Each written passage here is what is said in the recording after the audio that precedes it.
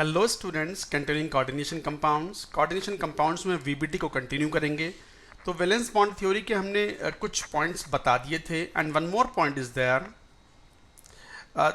ये पॉइंट देखो, एक तरीके से ड्रॉबैक भी है वीबीटी का। वैलेंस बॉन्ड थ्योरी में जब हम बात कर रहे थे कि कोऑर्डिनेशन नंबर के बेसिस पर there will be hybridisation and geometry of the molecule in a particular type of polyhedron, तो वहाँ पे हमने देखा था कि कोऑर्डिनेशन नंबर 2 और 3 में तो कोई प्रॉब्लम ही नहीं है।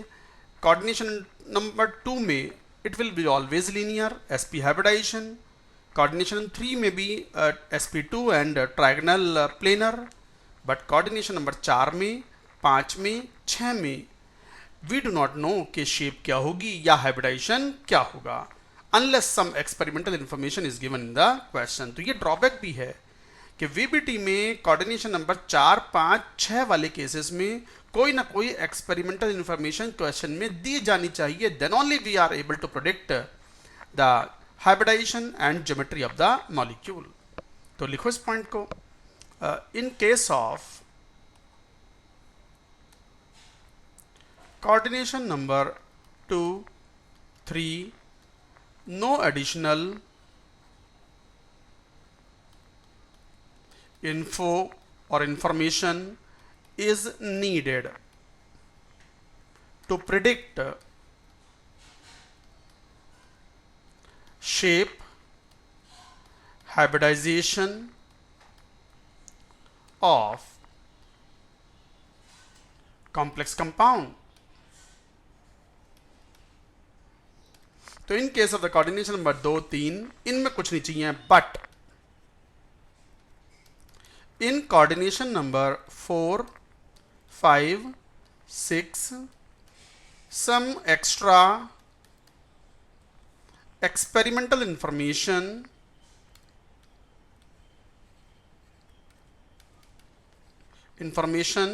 for example number of unpaired electrons,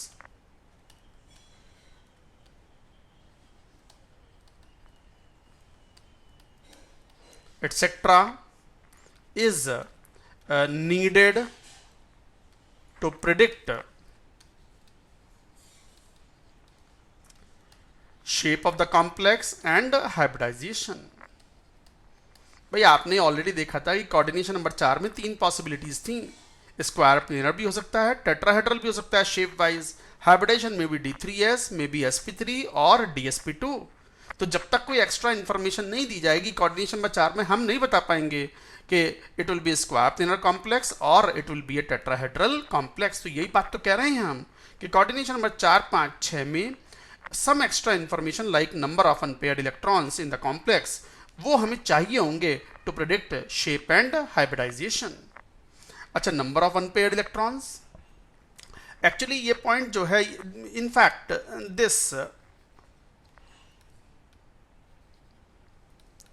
this is a drawback of valence bond theory for coordination compounds।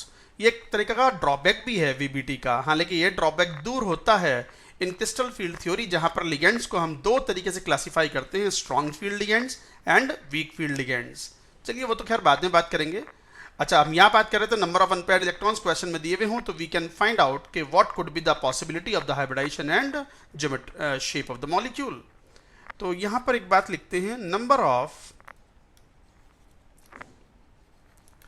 Unpaired electrons in complex part. Complex part के अंदर नंबर ऑफ अनपेयर्ड इलेक्ट्रॉन्स कहाँ कहाँ हो सकते हैं? मोस्टली सेंट्रल एटम में, sometimes in ligands is equal to number of unpaired electrons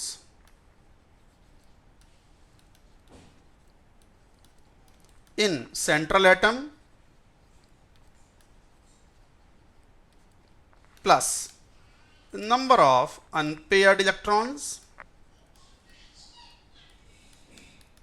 in ligands। But generally ligands में unpaired electron नहीं होते। Usually ligands are diamagnetic except the following.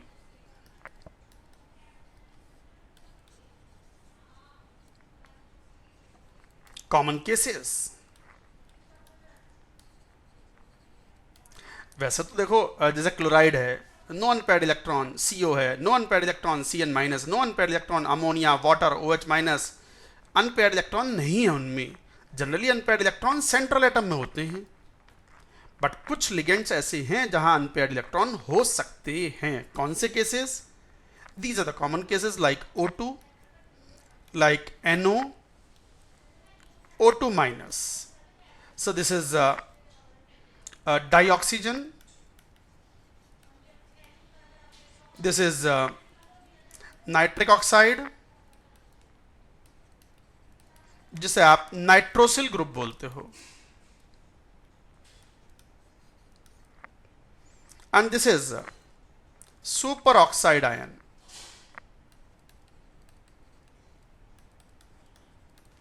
अगर इनमें नंबर ऑफ अनपेयर्ड इलेक्ट्रॉन्स देखें तो इसमें 2 unpaired electron हैं, यहाँ 1 अनपेयर्ड इलेक्ट्रॉन है, और O2 माइनस में भी 1 अनपेयर्ड इलेक्ट्रॉन इज प्रेजेंट। तो these are number of unpaired electrons.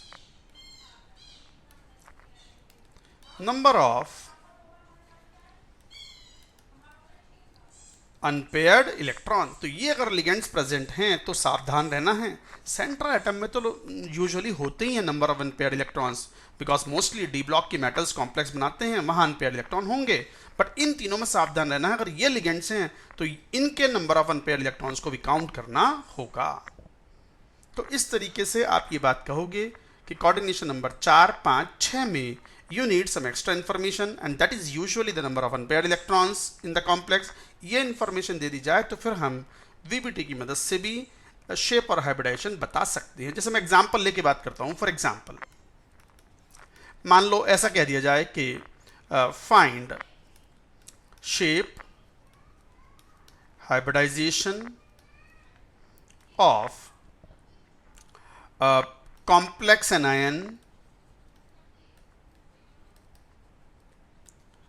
NiCl4 2 minus having 2 unpaired electrons। मान लो ये क्वेश्चन टाइप ही था, मान लो ये क्वेश्चन ही था, तो इसको कैसे सॉल्व करें? क्वेश्चन ने क्या कह दिया हमसे कि find shape hybridisation of the complex anion NiCl4 2 minus, जिसके अंदर 2 अनपेयर्ड इलेक्ट्रॉन है। अब दे दी ना इन्फॉर्मेशन, देखो ये वाली extra information. Spin magnetic moment तो हम एक्सपेरिमेंटली कैलकुलेट कर सकते हैं और वहां से हम ये पता लगा सकते हैं कि how many number of unpaired electrons are present. तो वो 2 अनपेयर्ड इलेक्ट्रॉन है NiCl4 में, क्वेश्चन ने कहा है। इस बात को ध्यान में रख के बताएं चलो कि हाइब्रिडाइजेशन या शेप क्या है। सेंट्रल एटम निकिल है और निकिल भी +2 ऑक्सीडेशन स्टेट में है, तो कॉन्फ़िगरेशन आर्गन 3d8, और चूंकि +2 में है तो 4s वाले इलेक्ट्रॉन तो रिमूव हो चुके हैं, तो दिस इज 0। 4p भी है बट दिस इज 0, 4d भी है बट दिस इज 0। अब वो लिखो या मत लिखो, वो जरूरत पड़ने पर हम समझ सकते हैं उस बात को। बॉक्स डायग्राम बनाएं तो इसको कैसे लिख पाओगे आप? निकिल 2+ है तो D में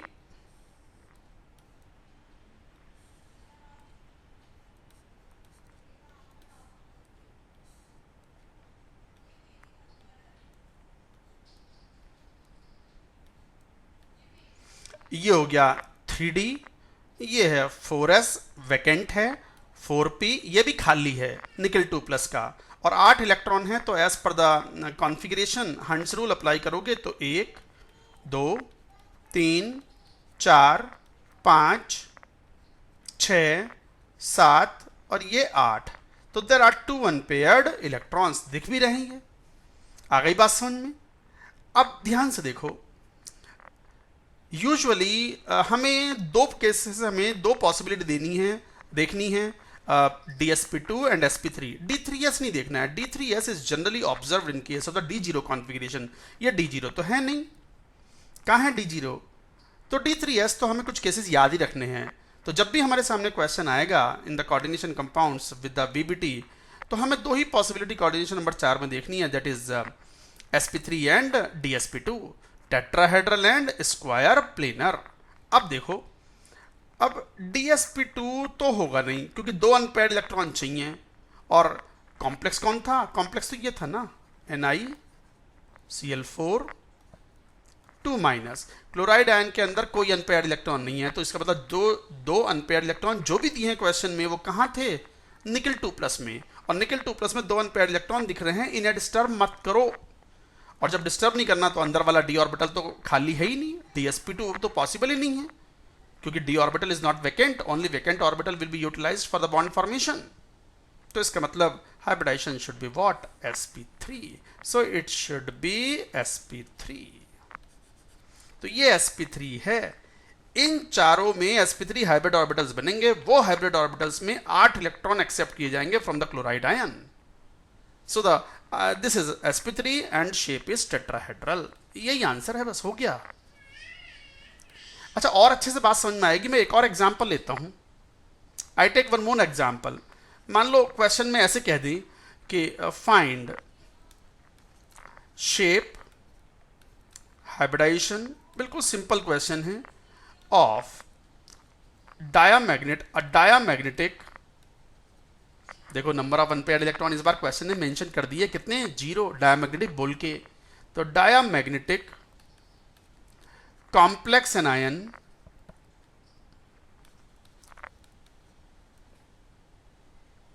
NiCN4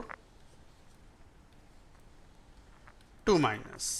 मान लो यही क्वेश्चन था, बस बात करते हैं चलो इसकी। इस बार NiCN4 2- साइनाइड एनायन है, साइनाइड में भी कोई अनपेयर्ड इलेक्ट्रॉन नहीं है, और क्वेश्चन ने कहा है डायामैग्नेटिक है, that means overall in the complex anion there is no unpaired electron.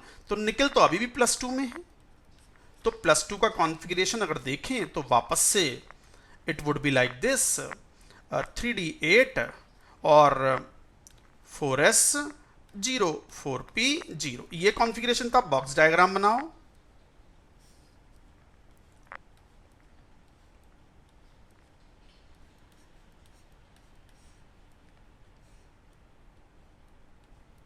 Box diagram में 3D में ये रहे 8 इलेक्ट्रॉन फिलअप कर दो। 4s तो खाली है ही, 4p खाली है, this is 4p, this is 4s and this is 3d। अब ध्यान दो, क्वेश्चन ने कहा है कि दो अनपेयर्ड इलेक्ट्रॉन, क्वेश्चन ने कहा है कि डायामैग्नेटिक है, कोई अनपेयर्ड इलेक्ट्रॉन नहीं है। तो बच्चों ध्यान दो, यहां तो दो अनपेयर्ड इलेक्ट्रॉन दिख रहे हैं, हटाओ इन्हें। हटा के कहां, कोई फेंक तो देंगे नहीं, है तो Ni2+ ही। तो क्या करें? इलेक्ट्रॉन की पेयरिंग करा दो, इस इलेक्ट्रॉन को शिफ्ट करा दो अंदर। क्या सर ऐसा हो सकता है? बिल्कुल हो सकता है। Under the influence of the ligands energy will be supplied and that energy can do this purpose.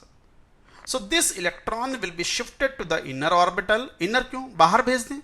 अरे बाहर भेजने में एनर्जी ज़्यादा लगती है, into the higher energy orbitals. इसको शिफ्ट कराना है, और एस खाली हमें चाहिए है। तो इसका मतलब electron will be shifted inside to make it diamagnetic. तो situation would become like this.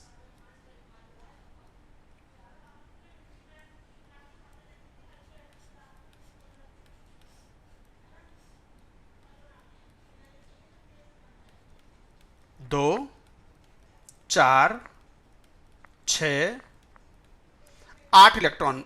अब देखो डी खाली हो गया, 3D में डी खाली हो गया, और जब डी खाली हो गया तो हाइब्रिडाइजेशन अब कौन सा होगा? DsP2। तभी तो डायामैग्नेटिक पॉसिबल है। दो अनपेयर्ड इलेक्ट्रॉनों को खत्म करने का तरीका क्या था? इलेक्ट्रॉन की पेयरिंग करा दो।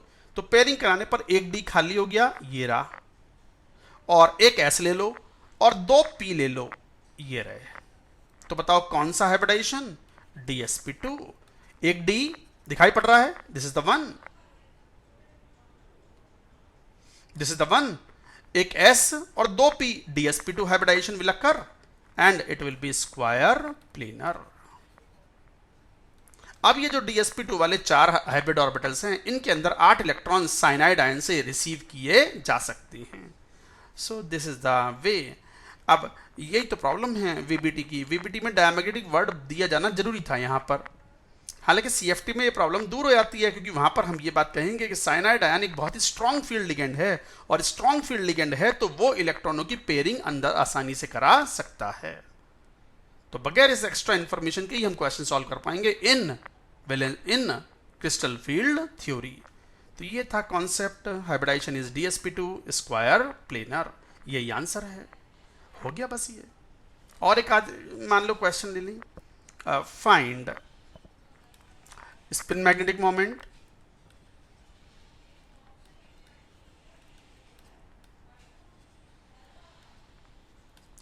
hybridization and shape of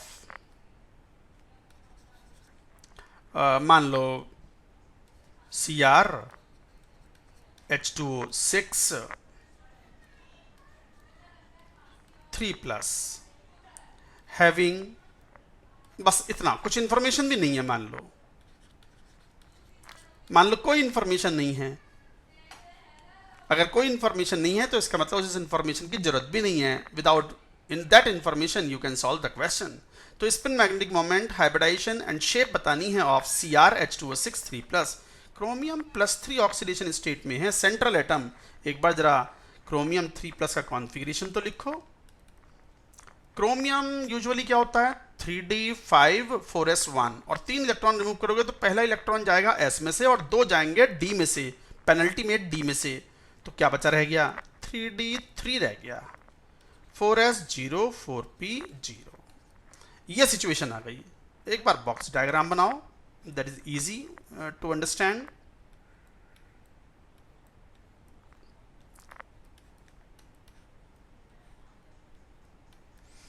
अब ध्यान दो, 3 इलेक्ट्रॉन ये रहे। अब ऑक्टाहेड्रल कॉम्प्लेक्स तो होना है। ऑक्टाहेड्रल के लिए 2 ही पॉसिबिलिटी थी, या तो D2sp3 या sp3d2, ये 2 ही पॉसिबिलिटी थी। अब कौन सी पॉसिबिलिटी होगी, this possibility is more desirable, क्योंकि अंदर वाले d ऑर्बिटल अगर खाली हैं तो पहले वो इस्तेमाल होंगे, क्योंकि आपको पता है रूल ऑफ हाइब्रिडाइजेशन में आपने एक बात पढ़ी हुई है कि those atomic orbitals are utilised in the hybridisation which are of low energy. तो लो एनर्जी अंदर वाले d की है कि बाहर वाले d की है, इनर d की। तो अंदर वाले 2 d खाली हैं, तो बस ये इस्तेमाल होंगे हाइब्रिडाइजेशन में, D2sp3। हालांकि इसके बाहर में 4d भी बैठा हुआ है, जरूरत पड़ती तो वो इस्तेमाल में आ सकता था। तो ये कौन हो गया, 4d। This is 4s, this is 4p and this is 4s and this is 3d। तो कौन सा हाइब्रिडाइजेशन, D2sp3। और octahedral, number of unpaired electrons कितने हैं, 3 अनपेयर्ड इलेक्ट्रॉन्स।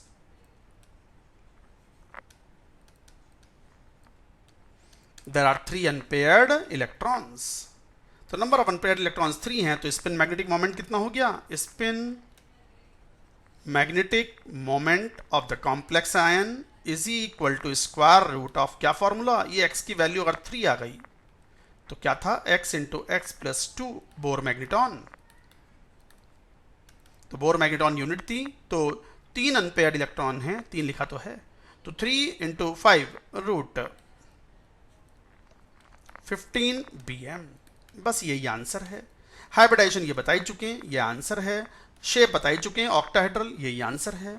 तो कहने का मतलब क्या हुआ, पेयरिंग जब करानी है जब जरूरी हो, बगैर किसी मतलब के पेयरिंग नहीं करानी है कि खाली तो पड़े ही हैं, चलो सर अंदर भेज दो। नहीं, अंदर भेजने में एनर्जी लगेगी। अनपेयर्ड इलेक्ट्रॉन को पेयरिंग कराने में पेयरिंग एनर्जी लगती है, और सिस्टम वो कोई काम नहीं करेगा जिससे उसकी एक्स्ट्रा एनर्जी इन्वेस्ट हो। कम से कम एनर्जी में सिस्टम काम करने की कोशिश करेगा। तो unnecessarily we should not do the pairing of electrons, और पेयरिंग भी उतनी करानी है जितनी आवश्यकता हो फॉर रिक्वायर्ड हाइब्रिडाइजेशन।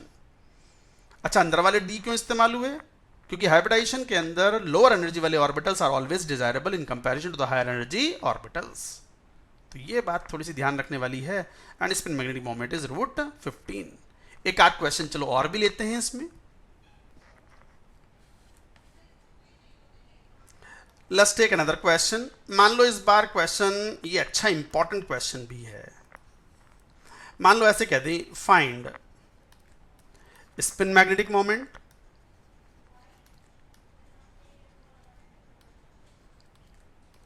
hybridization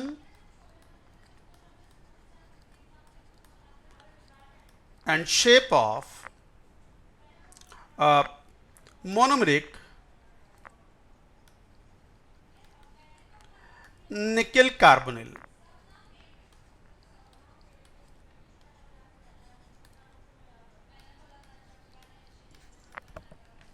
तो find spin magnetic moment, hybridization and shape of the monomeric निकल कार्बोनिल।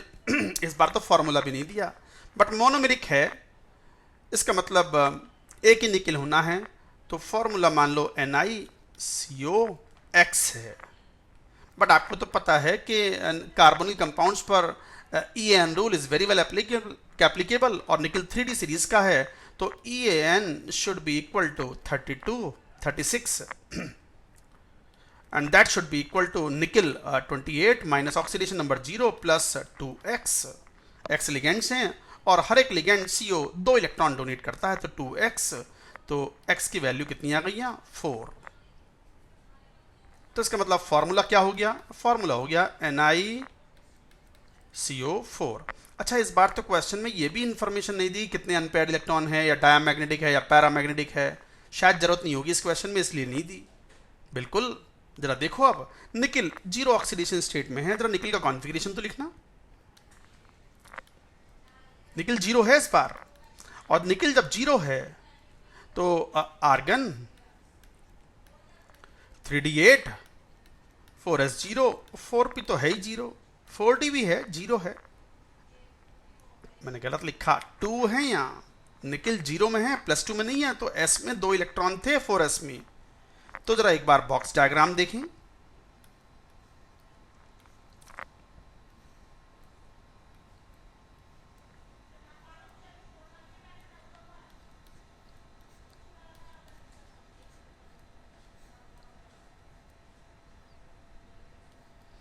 ये हो गया कोऑर्डिनेशन नंबर 4 वाला कॉम्प्लेक्स है, तो ये हो गया 3D, 4s, 4p, 4d भी होगा, अभी नहीं बना रहे।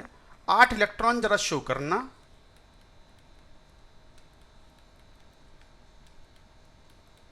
और साथ में s के 2 इलेक्ट्रॉन भी हैं। ये है सिचुएशन, अभी 4p खाली है। अब जरा एक बार ध्यान दो, पॉसिबिलिटीज क्या हैं।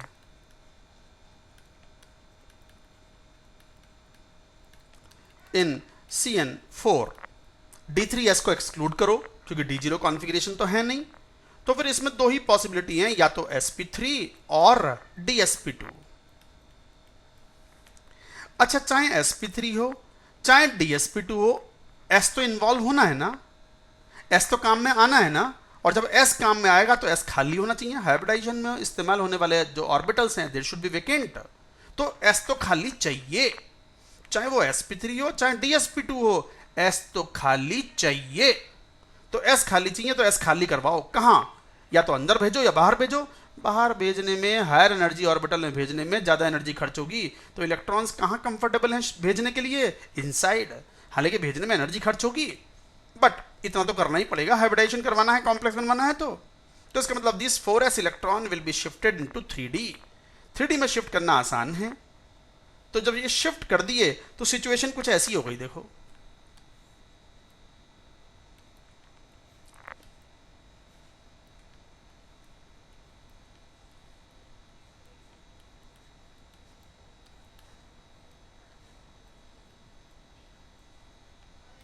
Three D, 4s, 4p, s तो खाली कराना था, उसके 2 इलेक्ट्रॉन अंदर भेजे। स्पिन तो वो अपने हिसाब से चेंज कर लेंगे depending upon the requirement to follow the rules. तो अब 8 की जगह 10 इलेक्ट्रॉन हो गए, आ गए यार 10 इलेक्ट्रॉन, देख लो। डी खाली है ही नहीं, अब एस को खाली कराया तो अंदर इलेक्ट्रॉन भेजे, और डी तो खाली है ही नहीं। जब खाली नहीं है तो फिर एक ही पॉसिबिलिटी बची, कौन सी, this is sp3। So only possibility is sp3, that's it. And यही आंसर है, sp3 है, टेट्राहेड्रल कॉम्प्लेक्स है, और इसमें नंबर ऑफ अनपेयर्ड इलेक्ट्रॉन्स 0 हैं, नो अनपेयर्ड इलेक्ट्रॉन। इसका मतलब क्या हुआ? That is spin magnetic moment of such a carbonyl complex is equal to 0. यही आंसर है. So what is hybridization? sp3 for this. And what is the nature of what is shape? Tetrahedral. And the spin magnetic moment has got to be 0. तो ये था, थोड़ा सा अच्छे से पढ़ें. यही क्वेश्चन, यही है बस.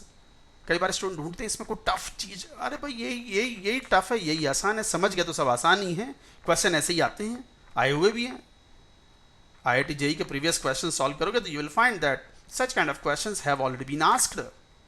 तो ये D10 कॉन्फ़िगरेशन होगा effectively, and this is sp3. So like that you do. तो ये थी वैलेंस बॉन्ड थ्योरी. हालांकि वैलेंस बॉन्ड थ्योरी के भी कुछ ड्रॉबैक्स हैं. तो क्या ड्रॉबैक्स हैं? Main drawbacks of valence bond theory. एक तो valence bond theory magnetic nature के बारे में नहीं बताता. हमें यही ना पता अनपेयर्ड इलेक्ट्रॉन कितने हैं, तो we can not tell about whether it is paramagnetic और diamagnetic. So no info of magnetic nature. So it does not predict the magnetic nature and spin magnetic moment of the complex. वो तो हम experimentally major करते हैं तो मालूम पड़ पाता है इन कॉम्प्लेक्सेस के लिए. तो no info of magnetic nature does not predict color of coordination compounds.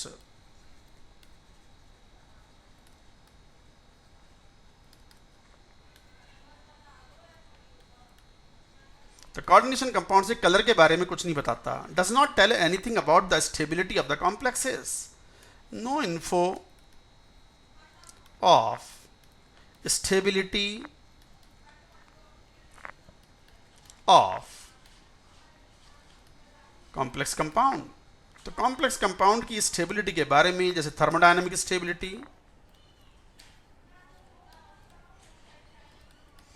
इसके बारे में कुछ भी नहीं बताता. तो these are the main drawbacks of valence bond theory. और इसमें से ये जो ड्रॉबैक्स हैं they were all removed by the next more advance theory which is called crystal field theory. So that's it about the VBT. We stop it now.